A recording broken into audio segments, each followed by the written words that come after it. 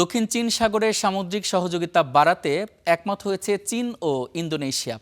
পাশাপাশি এই অঞ্চলের আচরণবিধি নিয়ে আলোচনা দ্রুত শেষ করার উপর জোর দিয়েছে বেইজিং। আর জাকার্তায় ইন্দোনেশিয়ার পররাষ্ট্রমন্ত্রী সুগিওনোর সঙ্গে বৈঠকের পর এই কথা জানান চীনের পররাষ্ট্রমন্ত্রী ওয়াং ই। এ সময় জাতিসংঘ ও ব্রিক্সের দুই দেশের নীতিগত সমন্বয় আরও জোরদারের আহ্বান জানান ওয়াং ই।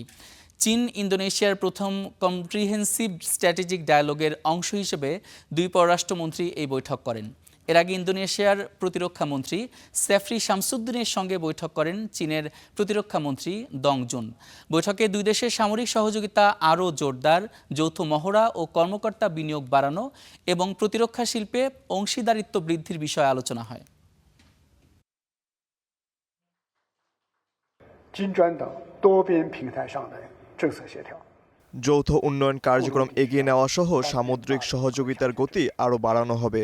দক্ষিণ চীন সাগরে পক্ষগুলোর আচরণবিধি সংক্রান্ত ঘোষণার পূর্ণ ও কার্যকর বাস্তবায়নে উভয় পক্ষ প্রতিশ্রুতিবদ্ধ।要维护好